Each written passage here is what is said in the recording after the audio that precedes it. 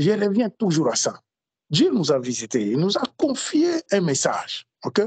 Et ce message ici que nous essayons par la grâce de Dieu, bien-aimés, de partager, de nous édifier, de nous exhorter, ce n'est pas un message facile. On ne va pas se voiler la face. Ce n'est pas un message facile. Voilà l'exemple, comme notre sœur, elle vient de témoigner. Donc, si elle était toute seule, elle allait refuser ce travail-là. Ah non, ce n'est pas de mon domaine. Moi, je ne prends pas ce travail-là. Voilà la voix de Dieu. Lui qui parle d'une manière ou d'une autre. Il dit, mes pensées ne sont pas vos pensées. Comment il procède? Dieu ne procède pas comme toi tu crois. OK? Donc, il faut, les jeunes, sa maman a prié pour avoir un enfant. Elle a eu Samuel, et Samuel était dans la maison d'Élie. Malgré l'appel qui était sur lui, tu vois, Samuel ne connaissait pas encore la voix de Dieu. Il ne savait pas que c'est Dieu qui l'appelait. Il fallait quoi? Il fallait maintenant que voilà, Élie soit là. OK? Si Élie n'était pas là, voilà, Dieu a toujours fait qu'il y ait un homme. Je ne connaissais rien du tout. OK? Mais j'ai béni Dieu. C'est pour cela que j'ai dit, j'écoute. Quand j'entends les gens parler, voilà. Mais moi, j'ai quelqu'un, comme j'ai dit, je prie dans mon cœur, j'aime cette personne. Je ne connaissais rien du tout. J'ai commencé, comme j'ai dit, quand j'ai accepté le Seigneur, c'était même ma sœur que j'aime bien, qu'on m'a dit aujourd'hui, elle est au Ghana, elle est rentrée là-bas. On était proches. J'ai commencé avec elle. Okay? Presque 2 ans ensemble, on a évolué. Mais après tout, voilà, le Seigneur a fait que j'ai rencontré quelqu'un qui avait ces messages. Dieu lui a vu ces messages. Moi, ce n'est pas mon problème. OK? Mon problème est que je l'ai rencontré les 10 ans qu'on a mis ensemble. Dieu a fait que, voilà, que ces messages aussi m'habitent à moi, par sa grâce. Donc, si ce n'était pas lui que je raconterais cet homme-là, que dans les temps que Dieu a visité pour ces messages, mais bien aimé, je ne sais pas comment, mais aussi, ça vient aussi de la disposition du cœur. Car tout ça, comme je dis souvent, au début, ce n'était pas facile. Parce que j'ai compris que là-bas, quand je suis arrivé dans cette assemblée-là, c'est une grande assemblée. Et la sœur avait l'argent. Le problème, c'est ça, l'argent. Elle avait l'argent, cette fille, cette dame-là, ma petite sœur-là. Elle avait l'argent. Okay? Son frère était millionnaire, il jouait au football. Il avait l'argent. En plus, la maman était derrière parce que la maman était chrétienne. Et maintenant, la maman demandait l'argent au petit et le petit donnait là beaucoup d'argent. Beaucoup, on voyait comment la sœur dépensait une salle comme ça. Dans 2 jours, les travaux est fini. Les portes à 22 000 euros, on achetait. C'était pas rigolo. L'argent coulait à flot. Et tout le monde venait à son entourage souvent pour l'argent. OK?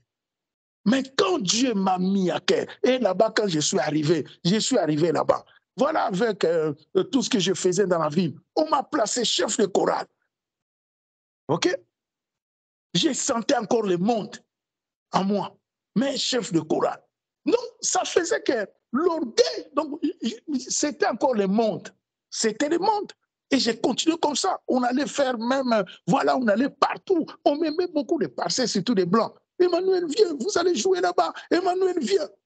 Et si je prenais ces goûts-là, si je prenais, je m'accrochais à ça, je ne pouvais pas écouter la voix de Dieu par rapport, parce que quand ces jeunes-là sont arrivés dans la ville, moi j'avais déjà une position. OK? Et même, voilà, Dieu me commençait, ils sont venus vers moi parce qu'ils n'avaient même pas de salle. Et les mardis et jeudi, ils avaient les cellules de prière, ils n'avaient même pas de salle. Ils m'ont demandé d'abord d'aller prier chez moi parce que j'avais un grand salon. Mais là, le salon ne suffisait pas, ça rentrait même dans les chambres. Il y avait du monde dans la maison. J'ai accepté, ils sont venus. Et chaque jeudi, mardi, chez moi, mais c'était compliqué. Hein? Et c'est comme ça que petit à petit, Dieu commençait à me mettre à cœur. Tu vois ces jeunes, tu vas les suivre. Tu vas laisser ton église là.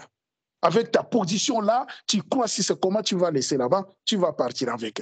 Je me disais, mais non, ça, c'est pas Dieu. Moi qui ai déjà l'habitude, là-bas, on m'appelait doyen, on était au moins 400 personnes. Donc, une église, donc voilà, de toutes les races, tout le monde était là. Mais c'est Dieu, on prie Dieu. Voilà Paul, l'apôtre. L'apôtre, Gamaliel, son maître, lui disait, mais pourquoi tu fais ça? Il dit, non, mais je sers Dieu, non. La voix de Dieu, bien-aimé, nous sommes ce matin sur, voilà, comment comprendre, comment discerner la voix de Dieu. Ces trésors cachés, ces trésors cachés. Et beaucoup. Oh, j'attends Dieu me parle. Mais Dieu a déjà parlé. Il a déjà parlé. Suivez bien ce matin. Dieu a déjà parlé depuis. Parce que tu n'as pas de discernement. Parce que tu ne sais pas. Donc, c'est comme je dis souvent, c'est comme des fils, des petits fils comme ça qui passent. OK? Et tu ne saisis pas, tu passes à côté de la volonté de Dieu. Tu passes à côté. OK? Dieu commençait à me mettre à quête. Tu vas partir avec les Gédéons. Ils n'ont même pas de salle. C'est moi qui donne la salle. Mais on va prier où? Voilà la pensée de l'homme. Mais voilà comme j'écoutais toujours, j'obéissais. Ce qui est à l'intérieur de moi, j'obéis toujours à ça. Quand il me dit, j'ai dit non. Je commence à pleurer, j'ai dit, je vais le suivre. Je vais partir avec. Voilà, je me suis mis avec. Ah, papa, jusqu'à ce que la sœur est venue chez moi, en petite sœur, la pasteur, et elle est venue chez moi, le pasteur. Et il dit, non, grand frère, tu ne peux pas me laisser comme ça. J'ai dit, ah. Donc, j'ai compris, je sais que, hein, voilà, on était vraiment ensemble. Moi, là, je ne peux pas. Je vais écouter Dieu. Et là, j'ai mis au moins 12 ans, 13 ans, bien aimé dans le Seigneur. Si tu n'écoutes pas Dieu, tu ne peux pas rentrer dans le plan de Dieu. OK? Si tu n'as pas l'humilité, tu ne peux pas. La Bible est vraie. L'essentiel, moi, j'ai dit, moi, je ne connais pas toute la Bible. Mais moi qui suis rien, Dieu m'a dit, Emmanuel, tu marcheras avec l'essentiel. Dans l'essentiel, je sais que la Bible dit, Dieu résiste aux orgueillés. Il fait grâce aux humbles. L'orgueil, là, va te faire du mal. Si tu as le sang orgueilleux, fais attention à toi. Prie Dieu. OK? Ça va te fermer beaucoup de portes et tu vas passer à côté de la volonté de Dieu. Si tu n'as pas le discernement, tu vas passer à côté de la volonté de Dieu. Car sans discernement, tu n'arriveras pas. Il faut qu'il y ait quelqu'un. Samuel était là. Si Élie n'était pas là, alors ces garçons ne pouvaient jamais rentrer dans son appel. OK? Parce que la voix qu'il écoutait là, il ne pouvait pas discerner que c'était Dieu. Il fallait qu'Élie soit là. C'est pour cela, même, donc, la Bible dit que Dieu, c'est un Dieu d'organisation. Il y a toujours, nous tous, comme j'ai dit, moi, un jour, je me rappelle encore, j'ai rencontré un vieux à moi, voilà, on était dans la musique congolaise, beaucoup le connaissent, on était dans un train. Il m'a dit, toi aussi. Ah, toi, je te vois souvent, la fois dernière, je t'avais vite monté dans le train, mais moi, j'ai montré dans l'autre voiture là-bas. Toi, tu pries avec les petits là. Avec tout, ce sont des enfants vieux comme toi. Moi, j'ai dit, ah, vieux grand frère. Hein? C'est ma commande, mais tali ma commande, il y a âge. Hein? Oh non, mon até va s'apprendre, mais qui nous tamboula na bango, petit nanga, tout ça, ma cambu, tu n'as arrête, grand frère. OK? Donc, ils vont chercher à diminuer. C'est les choses de Dieu, bien-aimé, dans le Seigneur. Ce n'est pas, il faut avoir le discernement. Sinon, l'orgueil, parce que tu vas te dire, oui, c'est la vérité. C'était des enfants. Oui, il y avait des hommes de mon âge. Mais voilà, ce qui conduisait cette œuvre-là, c'était les jeunes. Des enfants, même les pasteurs étaient même, il a même âge que mon fils qui est là. Bob qui est là, le pasteur avait même âge que lui. OK?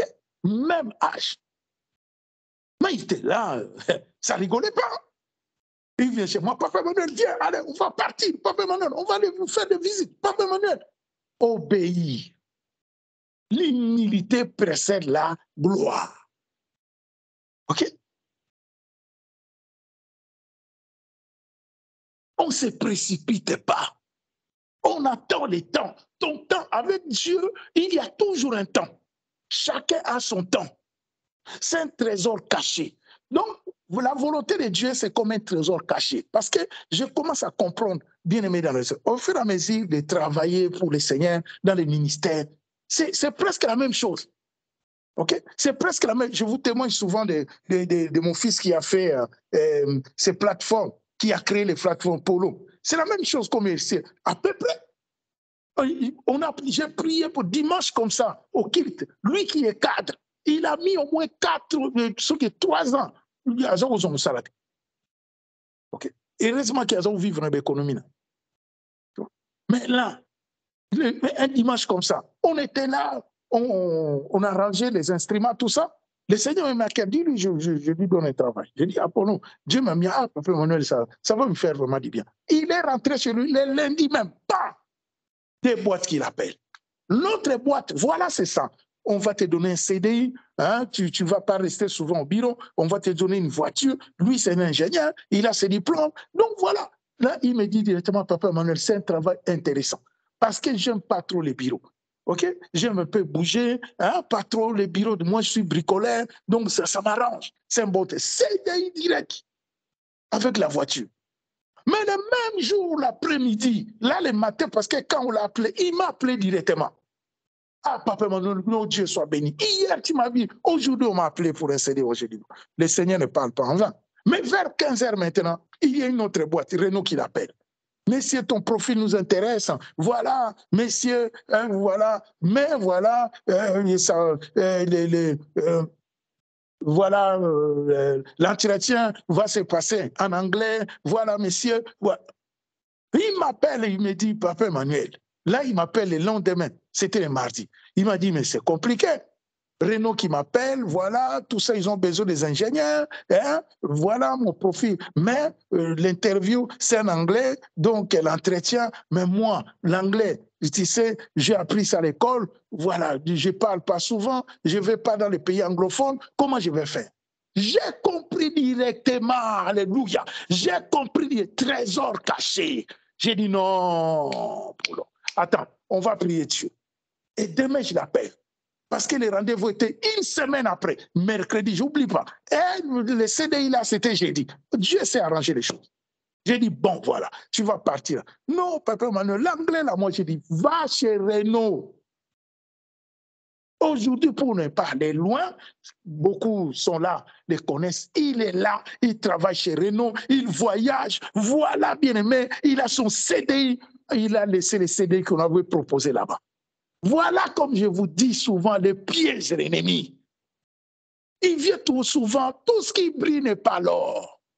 Il vient souvent avec des choses. Voilà un plateau, il te présente. Tu vois le plateau, il est beau, tout ça. Tu vois, tu te dis, ah non, non, non, ça c'est pour moi. Voilà les pièges que beaucoup se trouvent aujourd'hui.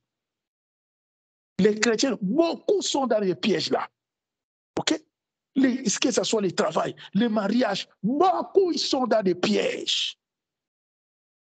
Parce que la précipitation, Dieu m'a dit, Dieu m'a dit, Dieu m'a dit là, Dieu m'a dit. Dieu m'a dit, Dieu m'a montré, Dieu m'a dit, Dieu m'a montré, Dieu m'a dit, Dieu m'a montré. Bien-aimé dans le Seigneur, les discernements, ça vient du cœur, comme je dis souvent. Tu sais, ton engagement, Dieu ne peut pas te mentir. Mais c'est un trésor caché. Vous comprenez un peu? Aujourd'hui, on est sur les trésors cachés pour comprendre, parce que les choses de Dieu, c'est caché quelque part. Vous voyez, Dieu a déposé quelque chose de précieux. Alléluia. On va lire, hein? Je vais lire. Oh, que Dieu soit béni. Alléluia. Merci Seigneur. Je ne lis pas le nom de Jésus-Christ de Nazareth. 2 Corinthiens, le livre de 2 Corinthiens, chapitre 4, verset 7. La Bible dit quoi? Nous portons ces trésors dans ces vases de terre, afin que cette grande puissance soit attribuée à Dieu et non à nous. Alléluia. Nous portons ces trésors dans ces vases de terre, afin que cette grande puissance soit attribuée à Dieu et pas à nous. Nous portons, bien-aimés, ces trésors.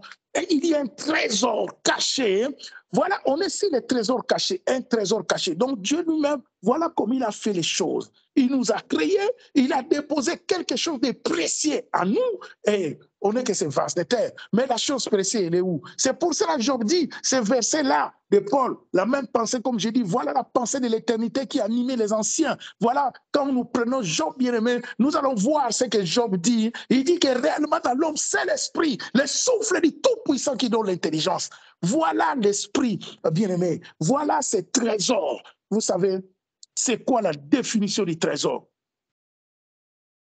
Les Français là, vous les Français, vous êtes là. C'est quoi la définition? J'aime les Français parce que c'est riche, il y a beaucoup de mots. OK? C'est quoi la définition du trésor, bien-aimé? Un trésor caché. OK? Parce que ce qui nous fait du mal aujourd'hui, bien-aimé, tu peux prier, tu peux être vrai. Hein? On peut être là, on partage ces messages. Nous tous, on n'est pas des robots, on souffre, ça fait mal, bien-aimé, dans le Seigneur. Notre sœur vient de nous témoigner. C'est aussi un enfant que Dieu a voulu qu'elle vienne au monde par nous. Hein? On l'a conseillé, ce n'était pas facile, ce n'était pas évident, mais elle priait Dieu. Elle priait Dieu. C'est une mère de famille. Et voilà, le social, comme elle-même dit en France, quand tu as des enfants, il y a des prestations sociales, tout ça, tout était bloqué. Et c'est Dieu qui l'enseignait. Donc, il fallait maintenant, voilà, elle a pris son temps, elle a souffert, elle est passée par des choses compliquées. Elle n'est pas habituée, surtout les enfants qui sont nés en Europe, ils ne sont pas habitués au manque de quelque chose. OK? Et que ça, quand ça commence à faire ça, je sais que ça fait mal. OK? Mais nous, les parents, on était là pour assister, pour essayer de façon. Vous voyez? Mais dans tout ça, parce que Dieu l'enseignait, Dieu voulait, parce qu'elle a écouté le message. Elle a compris que le message était vrai. Bon, je vais donner vraiment mon cœur, je vais rentrer dans mon appel, je vais faire la volonté de Dieu. Alors, là, quand tu te dis comme ça, le Seigneur dit, ah bon, eh ben, tu viens, ok, voilà, viens. Viens, maintenant, moi, je vais te prouver. OK? Je vais te prouver pour voir si réellement tu m'aimes ou bien tu es là pour un intérêt quelconque. OK? Mais voilà, s'accrocher. Malgré les difficultés, elle s'accrochait, s'accrochait, s'accrochait, s'accrochait. Et jusqu'à ce que maintenant, le Seigneur, suivez bien ce matin, bien-aimé. Car, tu sais, quand tu t'engages, hein, avec ce message que nous avons, comme je dis souvent, nous sommes déjà bénis de toutes les bénédictions dans les lieux célestes. Nous n'avons pas besoin, moi je t'ai béni, je t'ai béni, je t'ai béni. Non, bien-aimé, dans le Seigneur. Le Seigneur nous a déjà bénis. Nous sommes déjà bénis, bénis de toutes les bénédictions dans les lieux célestes. Et là maintenant, le problème qui est là, c'est quoi? C'est maintenant le discernement. Car après avoir été éprouvé, la Bible dit, c'est Jacques, je crois bien, si j'ai une bonne mémoire, Jacques chapitre 1, verset 12, hein, la Bible dit, oh, j'ai une bonne mémoire, hein, que Dieu m'aide, la Bible dit, errer l'homme, oui, errer l'homme. Alléluia. Errer l'homme. Oh Seigneur, oh Dieu. Oh Seigneur. Dieu de gloire, Seigneur mon Dieu.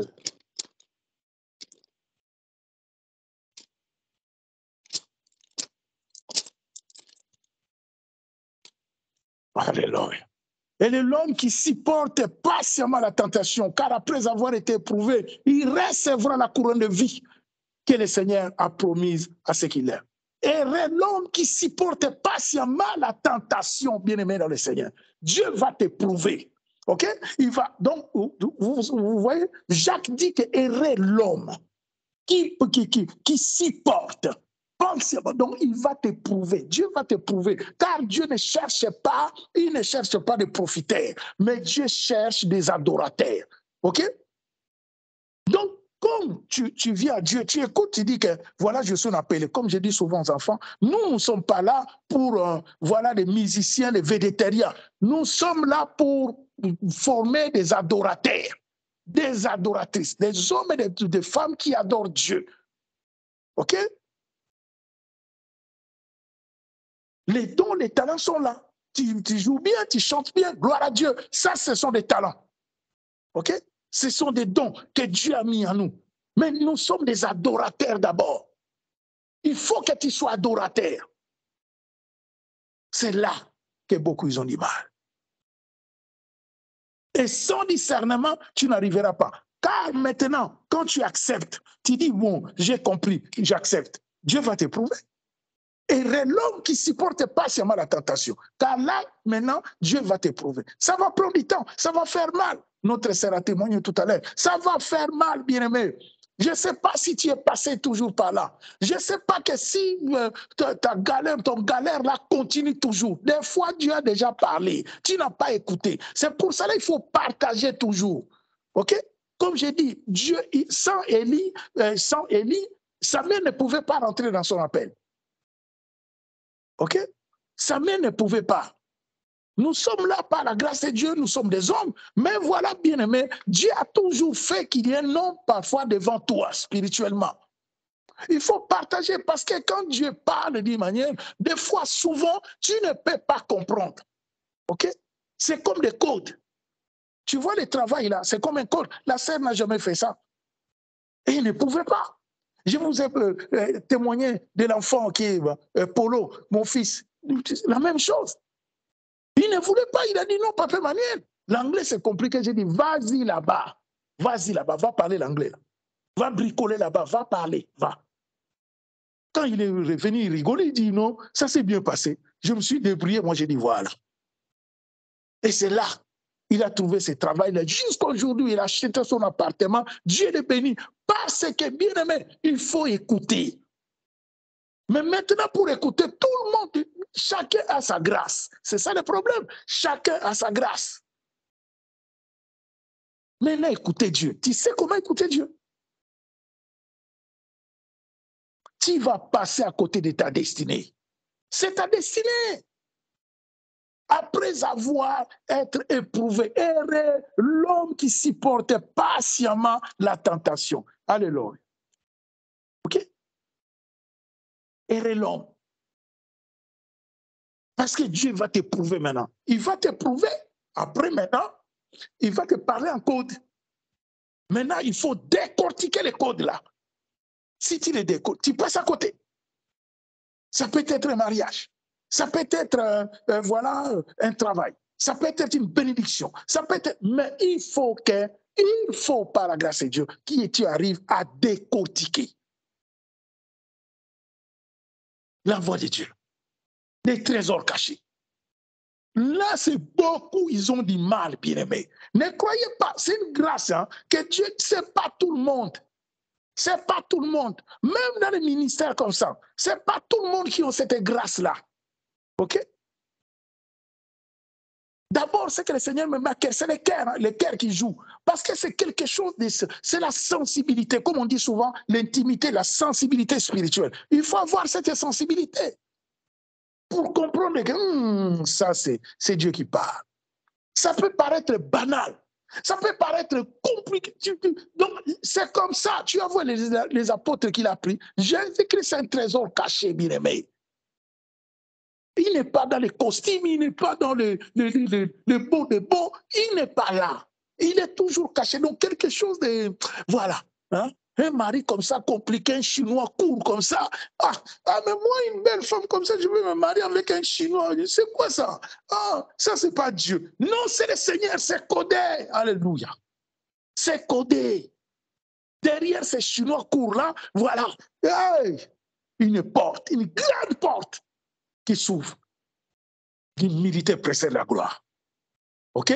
Tu acceptes ces Chinois courts-là, toi qui es belle, toi qui es ici, c'est comment, tu te crois, mais tu acceptes ces Chinois courts-là, c'est toute la vie. OK? C'est comme ça. Chez nous en Europe, j'ai toujours cet enfant-là que je témoigne.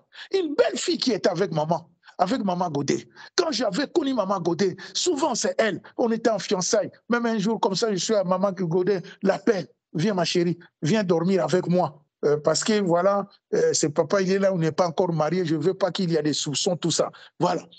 Elle était toujours là. Et cette fille-là, beaucoup dans l'assemblée qu'on allait, elle était toute belle, mince, donc bien là. hein, et beaucoup de gens qui... Mais voilà, elle a... Donc, il y a un frère qui l'a... Voilà, un frère, Bassolil Naye, le frère, voilà, lui a proposé les mariages. Et ce frère n'avait pas de papiers. Ok? Il n'avait pas de papiers. Alors que celle, on a coutu, batu, bazaki ko luka ye coutu, donc bazana ba papier na bango. Biso poto ni kamba papier, zali kamunene. Mani. Batu baki na ba papier, ba français coutu ba bala yi.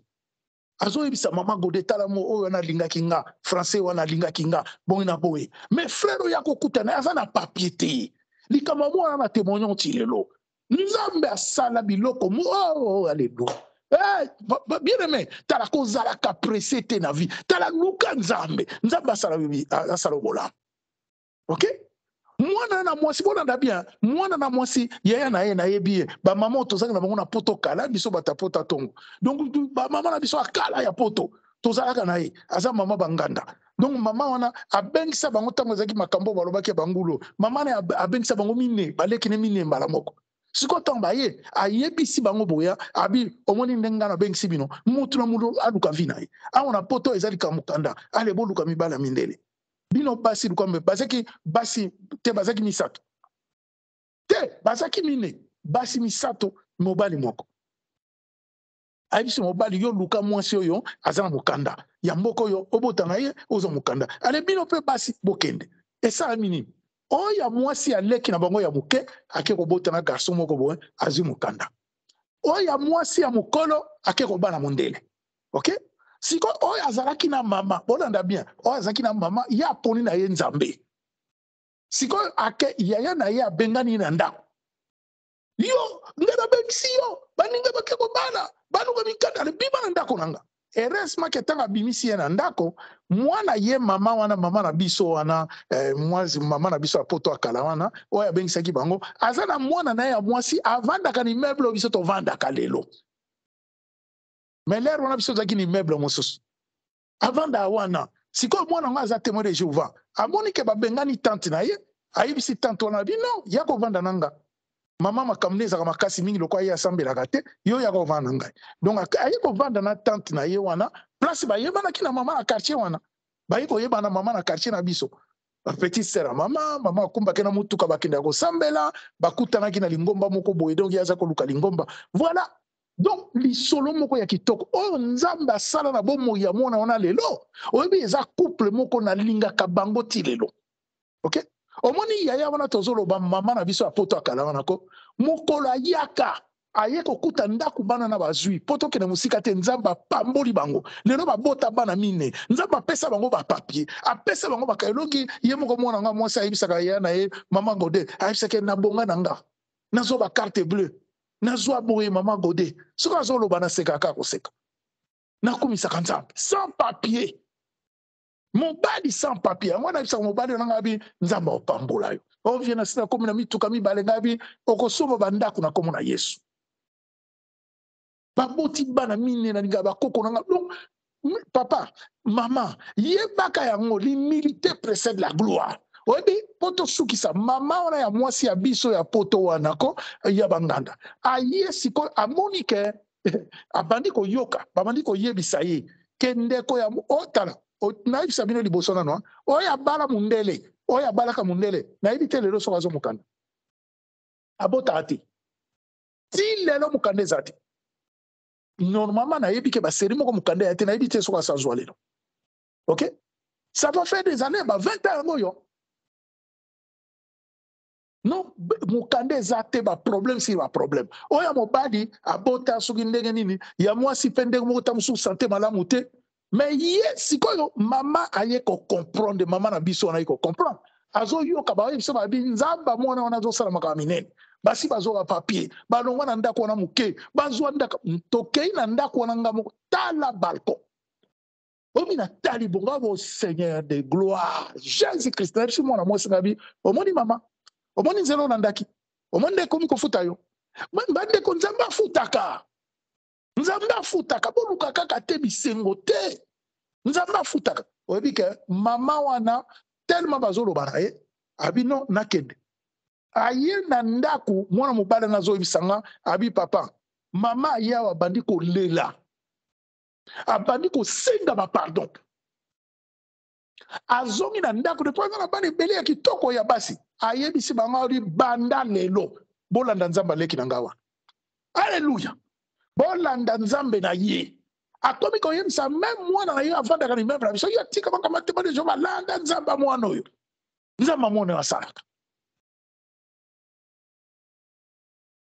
omoni nzambe wana l'humilité précède la gloire yo pressé aya nzambe oyebi tokovanda ati pourquoi omoni pour te faire comprendre bien aimé dans le Seigneur que nzambe ndenge azali wana nzambe asalaka nzambe achange na ye te nzambe asalaka mais ezali lokola bakode omoni mwana mwasi oyo eza teke bonzambe motema na ye mwana mokambie motema ngai na yango nalobaka eza motema nini oza nango motema ezaka likama motema eza teke bonzambe alaki me mwana moko kimia pose mponi bandeko no basalaki yango te ye asali yango abi analingi nanga mobali wana mokolo koto babalanaki mama ti lelo aloba likambo yango ifu mona tendresse moi je l'aime c'est mon mari moi mobali yango mokanda eza te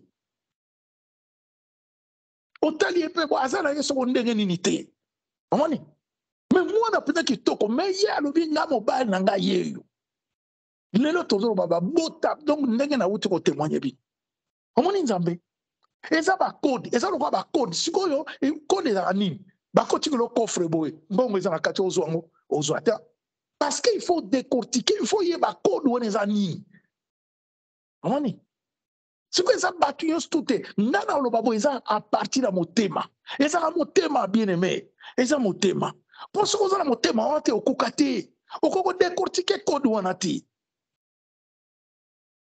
nayebi tala mwana na nga azawa ya mobali azawa nazoloba bo azoyokanga mokolo nga nakutanaki na mama Gode so na décortike kode wana te me peti na nga silika napesa ye raison atomuka mabe na ye kozwa yo papa bona boye je suis son père c'est normal parce que nga na ye toyoka na nde moso aye place o nga nazalaki naza te nakei kode wana ezoloba na nga ayebisa nga ale longwa wana kende kuna nabandi kotambola nayebi te nazokende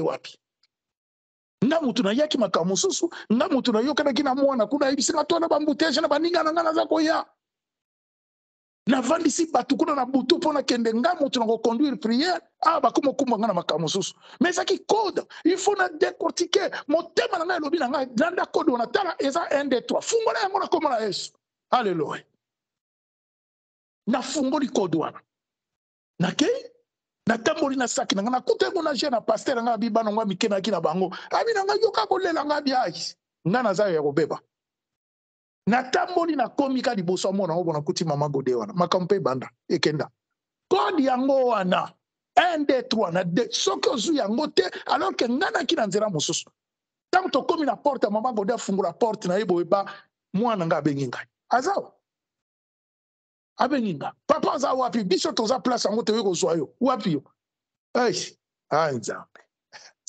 oh Jésus Christ de Nazareth kode wana esi ezwi nga eke na nga nayebi si petit tika noka makambo yango kaka atomboki ya maza na raison en plus eza libota mama na ye eza gentil te na part na nga ye siko nga na papa na ye c'est normal ka tomboka bazwa nga aventurier bamona nga mutu moko ndenge nini nasi na ndimeli nzambe alors que nga nasi na ndimaki na yaki na Paris mpo nango code wana ezwi yo ofo décortiquer yango fungoli coffre fort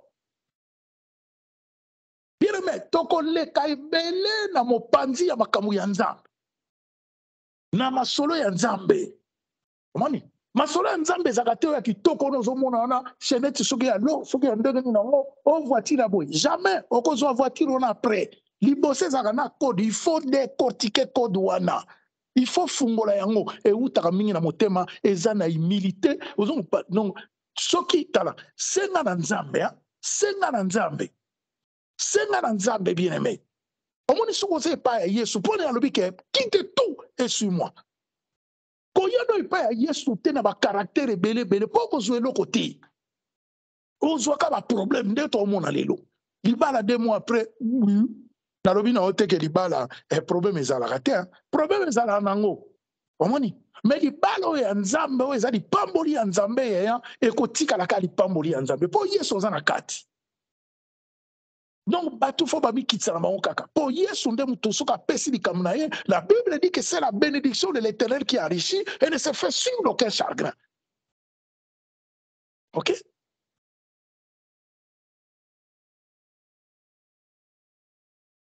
Mongongo ya nzambe lelo na tongo totelemeli likambo ya mongongo ya nzambe. Les trésors cachés eza eloko ya kobombana eza code. Sikoyo okomi tuna ndenga nini nakoko fungula code wana yango wana nde nazoloba na pesi exemple oyebi bien exemple moko typique oyo yeba na kati ya Bible ezali na prière nazosambela lelo nzambe aza koswana nga message na pesi yo moto pamba ozaki na mokufi kuna na ke koloko bisika na fulu. Donc message oyo eza message moko eza facile église nga eza ko beba bato bazokoka te nazoloba pe na lokuta te papa nazoloba mama likambo ya solo tobani message oyo lelo te kandenge wana bayeba kimi bayeba ke mpona nini parce que nzela eza moke message ya pasi tokobombana te eza pasi yaya eza pasi ozokopane parce que nzoto efe nyokoma musuni efe nyokwama omoni musuni elinga bongo te musuni ekokaka te nga pasi eleki nga na koka te omoni ye alingi bilengi alingi bisiongo mokili omoni siko yo fozala privé balobi bien. Ne vous conformez pas au siècle présent. L'essentiel. Ne vous conformez pas au siècle présent. À table internet, à table nimukwana zo bisaban. Oye kaka boy bon kamati bi hotel mingwi. Allez photo osa na monini. Okosa na monini yo chrétien. Hein? Pour tout le bébé papa na bilongere ngi tatanga za obe kila o kamati bi kila allez bi hotelemi okosala nango nini yaya nini okozwa nini na kati bokasi biloko na basala ngo fele obike na photo no ya pamba wana photo no ya pamba ozo poser wana ba réseau yo ozo landa réseau bino bozo yeba te ke réseau oyo na simeza na makambo ibele.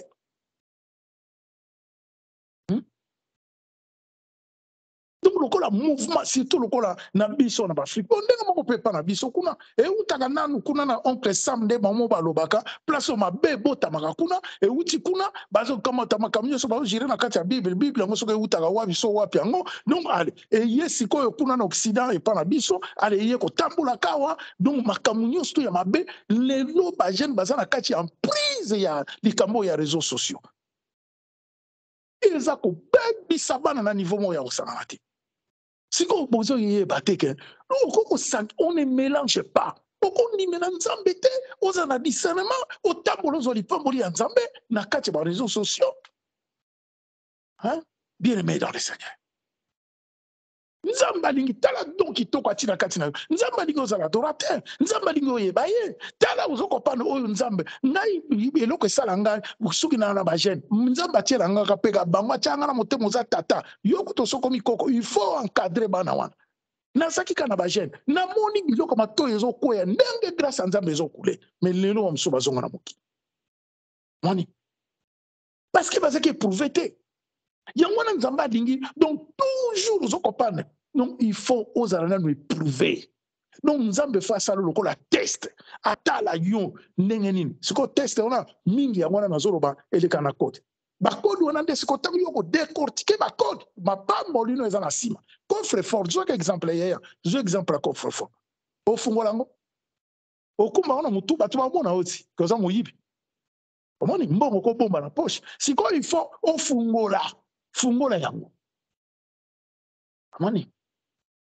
yango wana ozali na tina na kombo na Yesu Masiya tu as besoin bien aimé ya kozala na mutu oyo donc omoni yango namonaka œuvre l'air nyonso tout nzamba ko visiter un tel nzamba ti grâce boye nzamba ti Eli azaki Samuel azaki na Eli azaki wana soki yete nde mobulu omoni ata eta oyo église ekomi eza na bato mibale misato bien aimé oyo bakotambola bien liboso na nzambe bongo kasi yesu akozonga pamba yesu akozonga pamba ata motu moko ozala sauve te ata nga na sauve te yo ozala sauve ok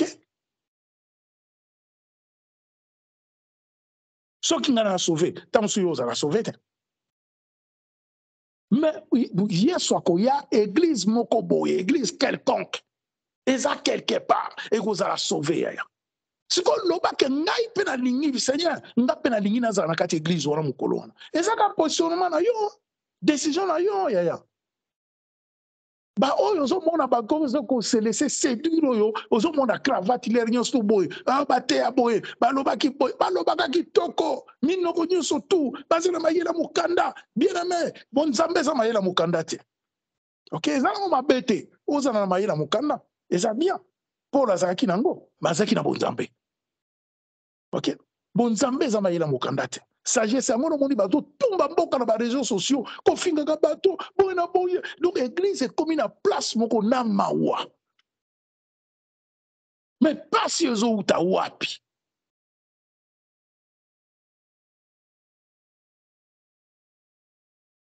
ezowuta wapi nzambe asalisa biso nuka donc na tongo ya lelo oyo tozokabola bien aimé eza l'essentiel nazwi yango mpenza na bolingo nyonso to naza koyebisa yo na pense ya bonzambe na bakatre na osambela nzambe aza koremplir nga message ya pasi yebisa peuple na nga fungola baluka code parce que ndenge eza oyo kobomba na nga te oloba na nga te que non papa na comprendre message nga na osambela kaka mpo nazala sauve tika lokuta ok tika lokuta mpo nzoto oyo ko toza na nzoto ye moko nzambe moto asalaki biso nzoto eza na babesoin nango mais tosedaka te on ne cède pas ok on résiste contre la chair mais quand même eya na babesoin nango il faut elia efuta ndako esala makambo ebele esomba bandako esomba bituka esomba voilà ebokola bana donc makambo eza ebele donc makambo na ebele lokola bilanda bien na tonga lelo lokola biso toza na bonzambe ya biso efezalanga na kati ya bonzambe omoni ya biso ekozala libanda te so nalingi nasomba ndako epekisaka mite mais fo nasomba ngo kaka na volonté ya nzambe il faut kaka na volonté ya nzambe donc eza code moko boye fo nakende kofungola code wana omoni nalingi nazwa bien moko bon il faut ezala kaka na volonté ya nzambe il faut nakende nafungola code wana donc nyonso to libala na yo eza volonté ya nzambe ok mosala na yo eza volonté ya nzambe bana na yo eza volonté ya donc nyonso to yo kosala eza ka na volonté eza code soki okoki kofungola yango te yango nazoloba eza motema omoni eza motema ata mosu okokotuna mais ndenge nini nakocomprendre likambo eza ngai na oloba boye wana ngai nalobi eza motema ya moto eza motema omoni eza motema omoni motema wana soki nzambe apesi yango motema moko ya intimité motema moko omoni nde tolobaka seigneur je vais écouter les battements de ton cœur nalingi nazala pembeni na yo ok nayoka yo ndenge nini yo olobaka motema wana ezochauffe omoni na likambo moko boye kodi moko boye omona donc motema wana echauffe non awa te donc eutaka na motema omoni pour comprendre mon ngonga nzambe pour comprendre sikoyo pour comprendre eloko mosusu nde tozoloba awa tala omoni soki proposition eye kowelela te yo mwana nzambe il faut pas se précipiter tu te précipites pas ok sikoyo faut zwa discernement même ezaka moko même ya moko nde na bino souvent bien aimé dans le Seigneur omoni bakapasite ona nzambe mo mutu atikela satana tala ntango oyo nzambe ye aza mwana azalaki mwana lola te azalaki il était c'est au passé ok azalaki mwana lola nzambe atikele bakapasite mobo donc ndenge azala ntango kaka papa kuna aza kokanisala bino ne prouve mwana nga mingi omoni lokola ndeko na biso auti kotémoigner voilà siko ye hein na ba français na ya kilo na ba makamu na ye ozoko pande tout autour na ye ngana ke musala ko lata ba boti na okuma na osala te. Voilà code wana 1 2 3 fungola okota. OK, heureusement que bapana bazalaki tosungi ekende na komo na Yesu code eza wana akia fungola même pas une semaine 5 jours asala ka 5 jours pa babengi ekote mususu akene libera. Moni donc soki te moyo kota kuna ezati. Moni alors ye moko alinga kokate akokate alinga mono kaka ah o eza offre na ngati. Donc trésor caché et bombani. Dieu, même voyage na yo muto kanisaka on a voyagé. Voyage na za kati ya code. Alléluia. Voyage na yo eza na kati ya code. Amoni. Mais tellement que voilà, ozo comprendre le monte, eh ben mo bebeleki. Eleki on a mo parti bouye ke. Amoni. Pour nini tam sur le apprécié tam sur son copain parce que le tam sur le orgueil tam sur le ya likambu moko boye ozo comprendre te ozo koyeba te nenga nini porte ko des anini pona fungula yango eloko moko epola nena ebisio libana yo tam sur donc omona mutu donc place yo omona ngai mwasi kitoko boye mobali kitoko ngana za ngai funa zoka mwasi moko ya kitoko tala ndenga naza tala ndenga basere basala nga avance bon mobali netinga nake no bala ngana ko bala mwa wana eza yo ko desati omoni ok no bala kasi bala mwasi ngwa kitoko noko mona okozala malere vino mobimba. Oni okomi kokanisa nga apres ngaye pona nini pona kitoko aposo.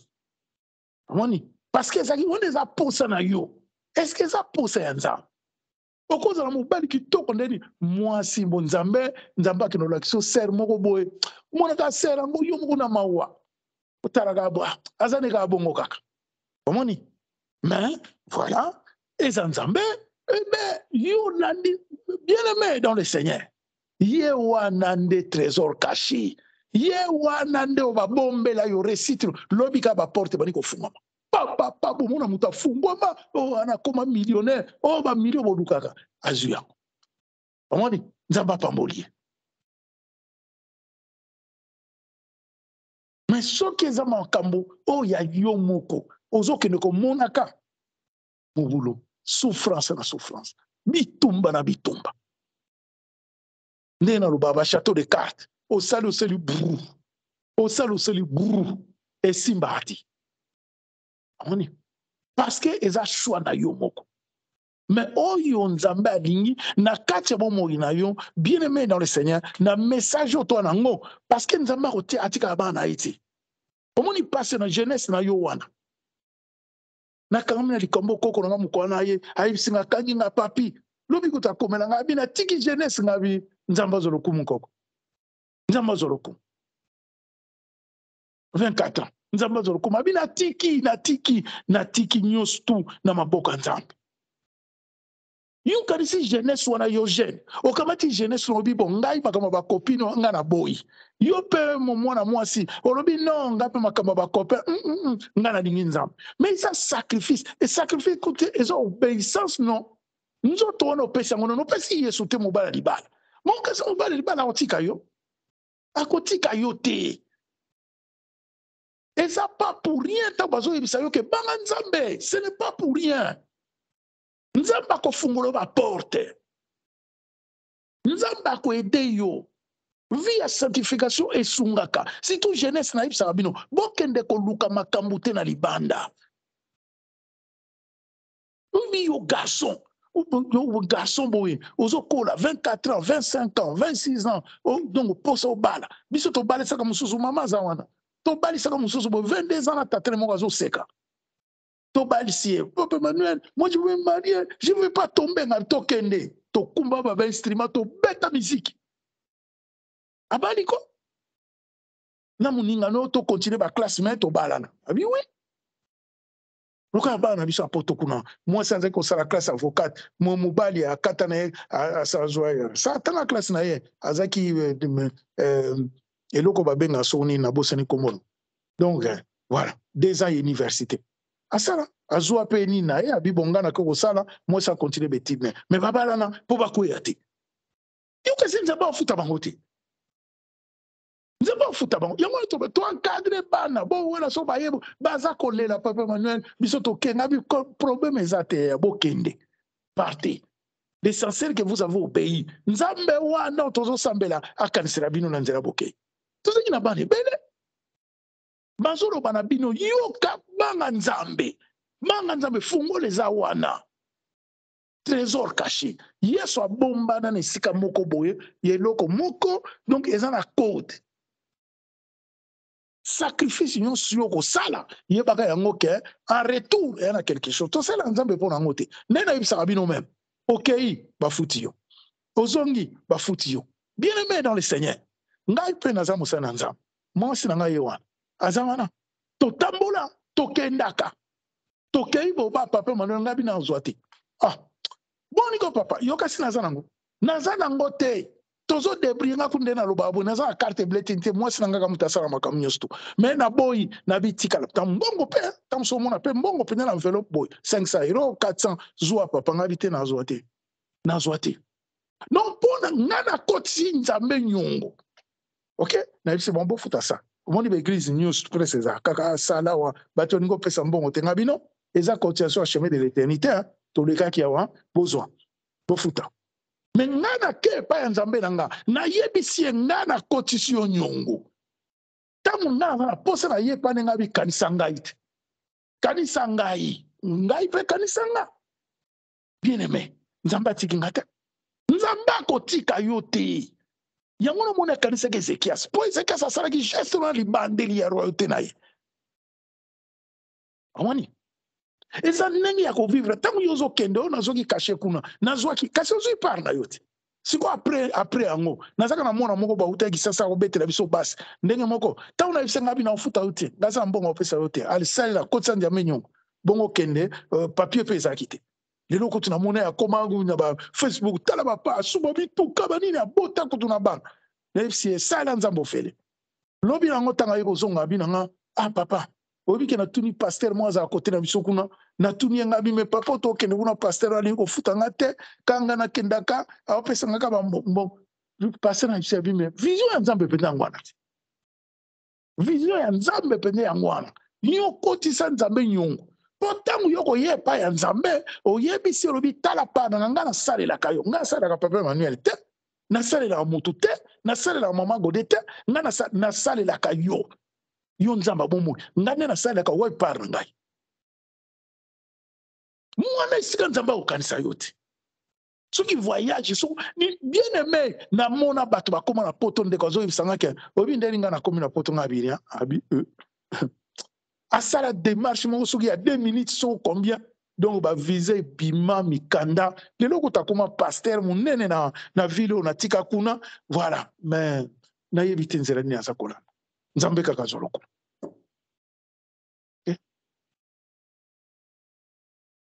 nzambe asalisa biso bien aimé message eza pasi mais yebaka ke message eza pasi oyo eza message ya nzambe eza message oyo ekosunga yo mpo otikala na kati ya nzela ya nzambe mpo okóma na terminus parce que likambo nde yango wana tondimelaki yesu tomoni ndenge na tobandaki liboso message eloko nzambe exhortation nzambe atienga na motema na libandeli mpo il faut tokende terminus biso fo tokende na suka cherche d'amour le royaume des cieux biso fo tokende na suka tosuka na nzela te mais sikoyo tokosala liboma te toza na musuni voilà yango kaka oyo tokokabola butu na moi eza ndenge moko me yango nde ozongo pade yango nde tokosana liboma te bandeko na nga so tolingi totika na message oyo eza message mosusu te ntango toteyi Abraham kaka éternité toteyi Jacob kaka éternité toteyi Paul tokozonga kaka na éternité wani mpo oyo bitumba na biso eza nde éternité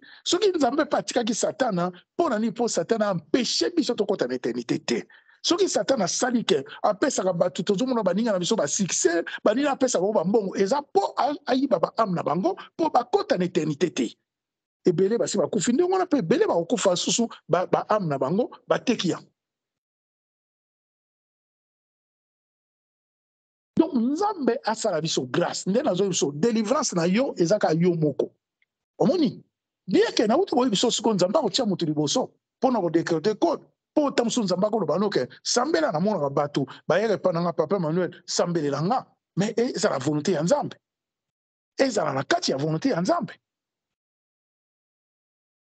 Il faut ozokopana donc délivrance na yo eza yo moko na décision na yo okozwa omoni décision wana ekesala pasi parce que décision wana efo babitide ebele kweya papa mama tala mwana okozwa délivrance te ocontinue tala ne vous conformez pas au siècle présent.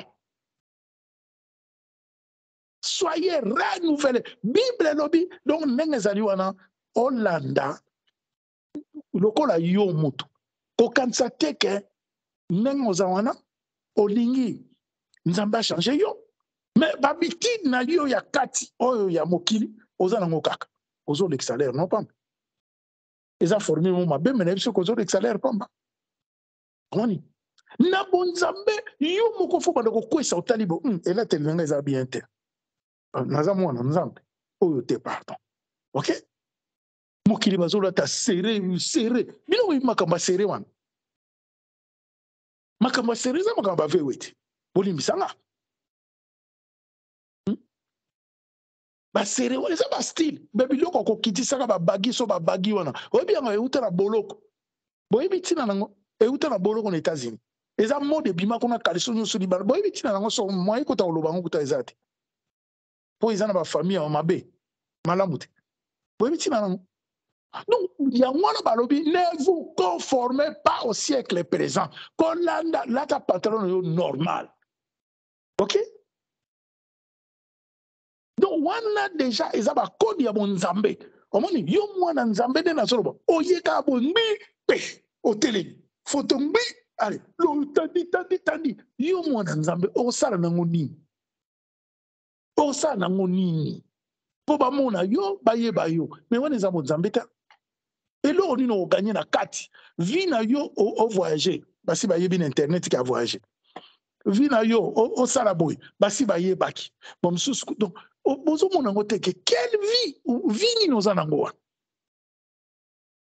alors que même bakolo bayebisi biso même bible même mokili elobi na biso oyebi soko olingi ozwa vie zala discret la discrétion zala discret zala mutu moko baprojet na yo mutu kuta yeba te bamonaka boba ndako epimi atongi ndako oyo azwi mbongo wapi voilà moni bamonaka boba akenda avoyagea toyeba vraiment aza kosala kopa voilà omoni mais yo kutu likambo nanu kutu ebotami ya fondation kutu eza te ngai yawe ngai boye ngwi foto ngwi donc yebaka yango ke bien aimé babitida mokili eza nanu semence ya mokili eza na yo mpo tambola na Yesu problème ok mpo tambola na nzambe problème Yesu aza trésor caché amibombi Yesu abombana Yesu asexposaka te aza nzambe. La Bible dit quoi? Il n'a pas regardé son égalité avec le Père comme un pour arracher.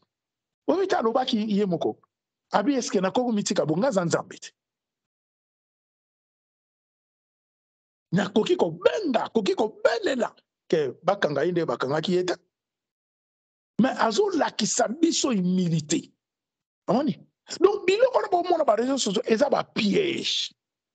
Donc so olingo tia juste kaka biloko na yo oyo ya musala na yo. Eza nango mapete ngai naza na Facebook, ngai naza nani. Bato bele baza voilà. Na sala yango nezaka na mwana moko na mona nga trop aza na Afrika wa petit nga moko boye na bokola ka boye. Musa na ko tiela nga biloko na benga ki na ise mwana pardon tala ko tia ka biloko na yo na minga ngati. OK? Na sala ngo uniquement pour l'évangile. Pe na tiaka nyonso tout na tiaka oyo nzamba tinga na motema tia nati. OK? Nazo tia oyo eza concerné œuvre ya nzambe. na ye sasa tozana au Niger na grâce à Nzambe ezosala mosala ya Nzambe ntango Nzambe atika na motema tia makambo au Niger na bino nati teke ntango tokende kokaba biloko nde naloba yango loboko mobali ya mwasi epesi ya mobali eyeba te eza te makambo nyonso to bosala boke bokaboli bato biloko bokangi bato bafoto ngwini boye nango bokamati biloko ya bato botinaka oza kosalisa bato okomi lisusu koexpose bango ke baza bato ya pasi nga nde moto nabikisaka bango wana mosala ozosala yango wana olobi kozosala Nzambe mawa mingi bien-aimé dans le Seigneur voilà ndenge makambo omoni bakode ya Nzambe yango wana so omoni ndenge wana mingi baoluka mbongo na maboka bato donc voilà tosala boye donc nyonso wana lokuta ntango opesa mbongo na yo bake balia yango lobi basomi nango ndako mama na nga alelaka bati akende opesa mbongo na lingomba lobi yo paster asomi nango ndako heureusement ke mosala Nzambe abinga napesa mbongo mpo bosoma ndako te bolobaki ke eglize eza mabe ezokwesa mai nga napesaki mpo bobongisa eglize mbongo ebele Nzambe asalisa biso bandeko asalisa biso ozokopa tona message moko boye nde naoyebisa bino jeune mama papa ndeko na nga toza na message oyo Nzambe apesi biso tokosala liboma te eza message moko ekesala mosuni pasi mosuni efe nyokwama donc il faut babitide ekweya so bitide ekweyi te koya na yo te parce que eloko moko ekosalama eza te changement ezala te omoni exemple yango oyo ndeko auti kotémoigne Nzambe asaliki azala mwana ye na nzela na biso nazaka neti yo biso nyonso biso otala makambo nabotaki te mwana nyonso to aza mwana tolingi toconseille mwana nyonso tu nde ndeko na nga lobi tona baconseiller tolingi toconseille mwana nyonso to aresir voilà aza na banzela na ye alandaki me na kombo na Yesu to ayoki mwana zonga awa tambola boye sala boye ebe ye wana vi na ye ekomi kochange parce qu'il a compris, parce qu'il faut quoi ça babitide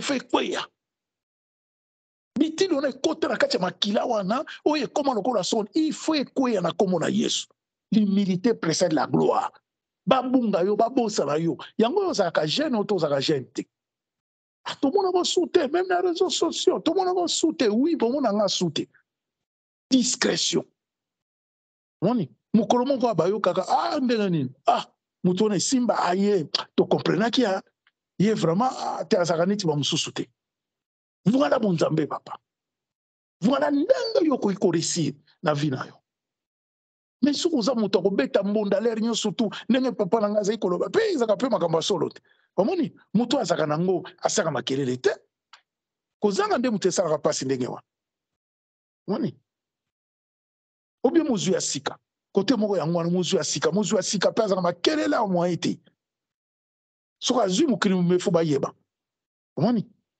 mais voilà après tout ntango akomesana ye moko akomprendre kaka makambo ngo mpe eza nango kaka nde moka nana bandako yango mpe ebele nana mambongo yango mpe esala nango te echange nango yo te ok okoki nosalaki nduma na yo okoki kosala bavoyage eza kaka yo okuma olesa mokili te mutu na mutu avivre na ndenge na ye donc après tout tu vas comprendre que voilà c'est ta vie c'est pour toi eza na yo na libota na bana na yo c'est pas la peine ozo comprendre ya ko mener bato nyonso na kati donc bien aimé dans le Seigneur ce qui a à comprendre aujourd'hui eza que ndenge eza wana makambo ya Nzambe eza na code soki olingi réussir na Nzambe d'abord il faut luka o décortiquer le code omoni eloko liboso to suka wana omoni eloko liboso eza na code wana siko ko décortiquer ngo ndenge nini moni soki oza na relation te na Nzambe pe ndenge nazoloba eza grâce moko te ke ezala kaka ke mutu nyonso tu azala na grâce wana non mutu nyonso te mutu nyonso te mutu nyonso tu te azala na grâce wana ndenge ni oko décortiquer ke Nzambe mutu alobi na nga nafungola porte donc souvent élément moko na pesa bino repère moko ezali makambo ya Yesu eza caché eza mingi ya kobombana donc eza likambo moko omona ngo eza na sens mingi te wana déjà eza ba repère eza na tina mingi te eza malonga te omona nde na biso libala tamusu mobali moko yo mwasi ya malonga mais mobali moko malonga te Comment ni? Mais, ce qu'on a dit, on a bon Nzambe, Nzamba ti tam sans mobile. Pona kati wana kuna, na tangu yoko ni mamutu wana tangu solo ko epana biso, toloba mingi magamba papier mobile abimilio sans papier. Obi ngai, nani sabino, vérité. Nga tangu na kuta na mama gode. Sina zengi na problème à papier. Obi 4 mois après tangu na ibisi nga lobi, obi kengende nga na boza bo. Écoute na solo bali kamba nga bon kutu na kati. Na ibisi nga bi nga na papier. Obi réponse après ça. A ibisi nga ça na ho ilo ota. Alléluia. Oh Seigneur Dieu. Nzamba bomo. Eloko epola. Ezanga tina. Malonga ezate. Neti balobi dongo ebemba ngo ese bandi ko lumana solo. Mais voilà. Omoni na kombo na Yesu Masia. Yesu ayebaki ke Lazare akufaki na yete.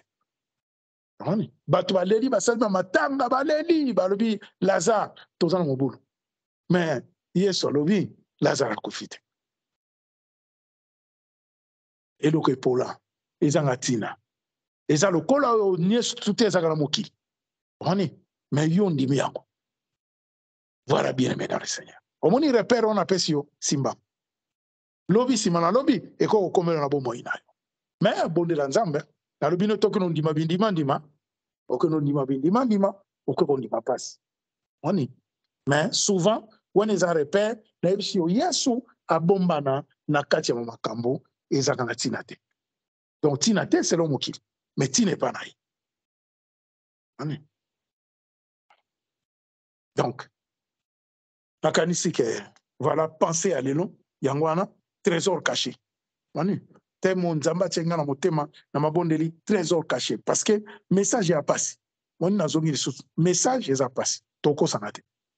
Message ya passe mais na message ya passe bien aimé dans le Seigneur et bombi trésor moko. Moni yo jeune oyoki message olobi non na yoki ngana dingina se sanctifier. En tout cas copine, salut. Merci hein.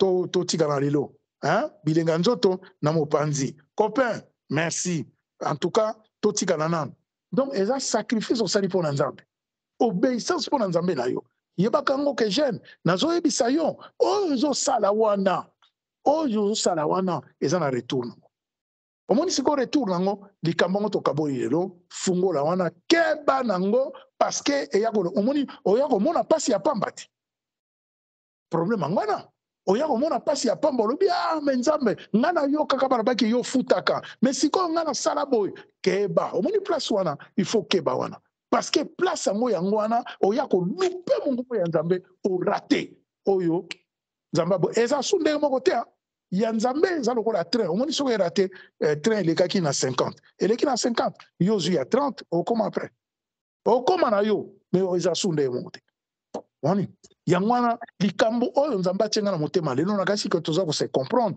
vraiment bandeko nanga yangwana to sololaka to benganaka omoni Nzamba zo solola donc toza un message mo eza compliqué omoni to benganaka na bandoto Nzamba zo loba parce que na yebi na mona ko na plateforme l'air nyonso tout oza na plateforme mais na yebi ke message oyo soko zo landango soko oza ko salela yango na yebi ke Nzamba fa pambola amen na yebi ke Nzambe fazwa soin yo yango nde na loba ke en tout cas toko sala mbula mi balete sans que na mona ozo ko palika moko o Nzamba sa na kati bomo ya mais siko attention parce que za na code wana soki code wana okoki yango te yango no moni to benganaka to voilà na mopanzi to benganaka pour que na grâce à Nzambe Dieu qui parle d'une manière dans les sons dans les visions le Seigneur parle et to benganaka pour que on yo zwaki oyo zwake pa ya Nzambe awa Nzambe apesaka na ba manteau mais soki manteau wana ta mususu na yokaki papa Alexis Mukwana zwaki likambo moko boye dimanche c'était prophétique que okoko zo eloko oko perdre yango ndenge wana parce que mungu na kosa yo akosi yo alambi yo boy na boy po balingi babotola yo manteau wana bakobotola yo manteau wana te bakosuye yango Omoni. Donc, makambo Nzambe eza peut-être hein, mais la volonté ya Nzambe tokokoma. Na komo na Yesu Nzambe azolokoma. Voilà on azaki nango lelo bandeko. Presque zo comprendre on azaki nango. Eza vraiment essentiel il y a biso nyonso to ndenge toza boye ya yo nanga ezaki vraiment essentiel que nzambe asunga biso na kombo na Yesu po toyoka mongongo ya nzambe. Yesu aza kolela trop pour l'église na ye. Na maman neno na kina mai na miso mokonzi azolela trop pour l'église na ye. Église eza yo ezanga. Yesu azolela, église nanga azolela. Mais sikoyo biso tozwi message ezaka biso te. Eza na bato nzambe pa telemisia, bazo meka message ya pasi. To bombana te. Ya pasi. Parce qu'il faut tika bisengo mokili. Il faut tika ba makambo bele. Il faut boya. Alors que biloko on eza biloko se kotanga na kati ya makili comme lokola habitude. Na bino ba jeune bozo comprendre tika makambo ko poster ka ba biloko bi poster nyonso wana tout et c'est mais ça là faut ba monanga il faut zo comprendre je connais la jeunesse, nous tous on est passé par là. OK, mais c'est quoi nzamba lingi ke ndenge ozala discret. OK, c'est la discrétion. Donc oza mutu moko dès que ozo comprendre non tu crois que je suis à la page, je fais ça, mais ozo sala ndenge batango kiliti bateka ba amna bango musala bango na réseau yo presque go soko koti na kati musala na yo zo comprendre po kota na makamba pamba kokomaka bikoma na bango différence yo presque kana to tateka molimo sans que comprendre, sans les vouloir, comme je dis souvent, sans les vouloir, sans les savoir, tu marches avec les diables au lingité, au yébité, mais aux ala diable. Nous sommes des dieux, mais le monde est sous l'emprise des diables.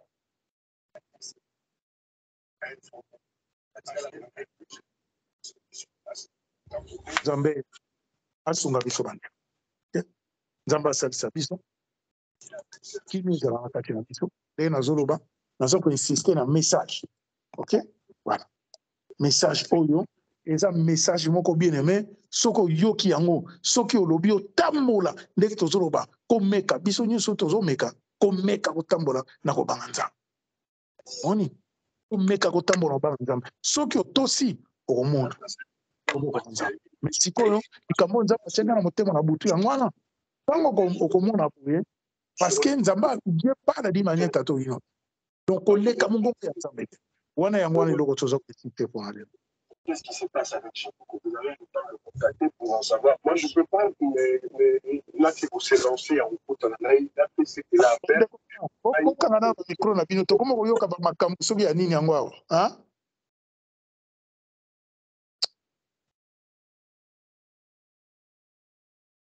C'est quoi ça?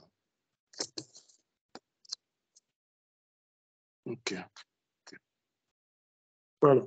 Nzambe azolokom tokumisi nzambe na poko ya lelo na tongo lelo. Nous bénissons Dieu bien aimé.